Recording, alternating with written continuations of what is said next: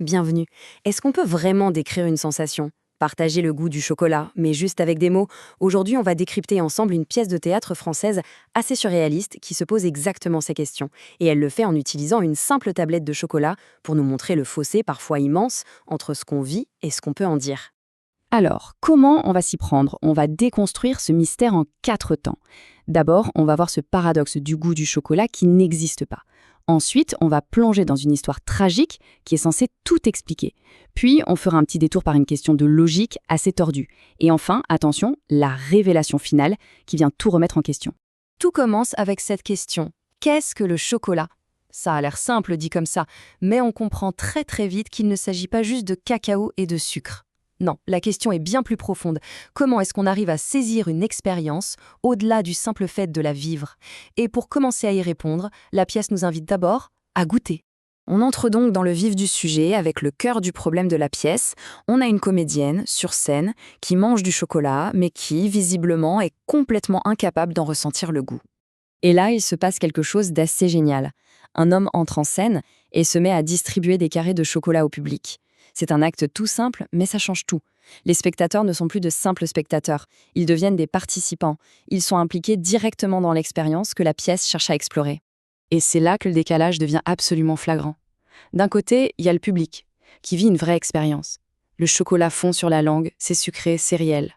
Et de l'autre, il y a le personnage, Ciel. Elle est comme piégée. Elle peut décrire la texture, la dureté, mais ce ne sont que des mots complètement creux, vidés de toute sensation. Cette phrase, c'est vraiment le résumé de son supplice. Elle est littéralement enfermée dans le langage. Il y a comme un mur invisible qui la sépare de l'expérience que tout le monde est en train de vivre dans la salle. Pour elle, le chocolat, ce n'est pas une saveur, c'est juste une liste de mots. Alors, la question est posée. Pourquoi? Pourquoi est-ce qu'elle ne peut pas goûter ce chocolat? Évidemment, ce n'est pas un simple caprice, c'est la conséquence d'un drame. Et toute la partie suivante de la pièce va être consacrée à nous expliquer d'où vient cette incapacité. Allez, on avance dans l'intrigue, on passe au deuxième acte et on va voir comment l'histoire se met en place. On découvre un passé tragique, une histoire de harcèlement au bureau, de jalousie et un plan de vengeance absolument cruel qui, a priori, va tout nous expliquer. Pour nous raconter ça, on a un narrateur qui branle les traits d'un journaliste. Et il nous prévient tout de suite, ce n'est pas un simple crime, c'est le résultat d'un enchevêtrement complexe d'émotions, de mauvaises interprétations, bref, de ce qu'il appelle la bêtise humaine.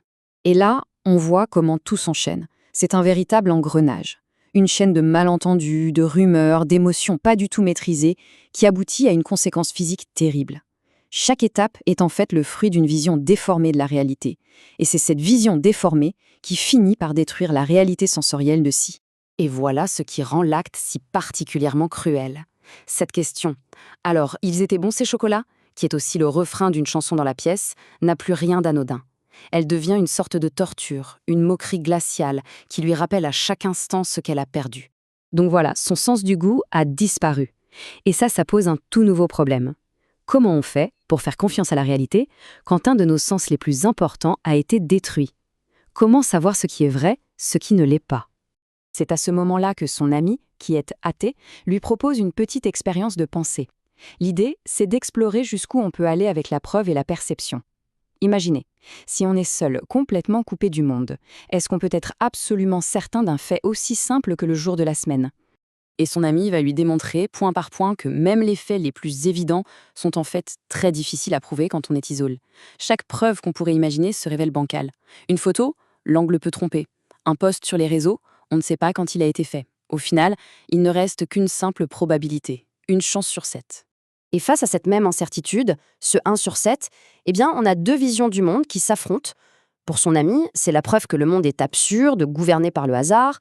Pour Si, au contraire, cet espace d'incertitude, c'est l'endroit même où la liberté humaine peut exister. C'est une sorte de cadeau. Et c'est là que Si opère un retournement absolument génial.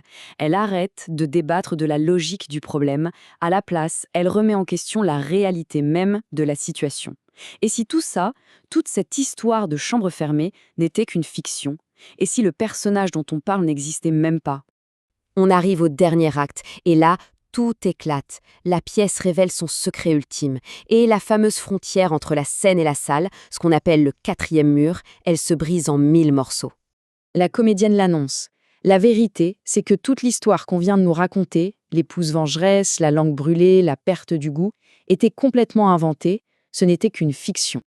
Et voilà le cœur de la révélation. C'est hyper puissant. L'expérience du chocolat, elle, était bien réelle, pour la comédienne comme pour le public.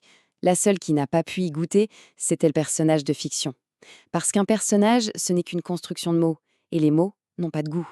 La pièce arrive donc à séparer de manière magistrale la comédienne de son personnage pour faire passer son message. La souffrance de Si n'était pas réelle, c'était un exemple, un outil de réflexion pour le public. Donc au final, de quoi parlait cette pièce? Elle ne parlait pas d'une femme qui a perdu le goût, non. Toute la performance, l'histoire de vengeance, le débat philosophique, tout ça n'était qu'une immense mise en scène, un stratagème pour nous forcer, nous, le public, à prendre conscience de ce fossé entre la réalité brute de nos sensations et les pauvres mots qu'on a pour essayer de les décrire. Et la pièce se referme en nous renvoyant la question. Le projecteur n'est plus sur la scène, il est tourné vers nous. Et il nous demande de réfléchir à nos propres vies, à tous ces moments, ces sensations, ces émotions, pour lesquels finalement les mots ne suffiront jamais vraiment.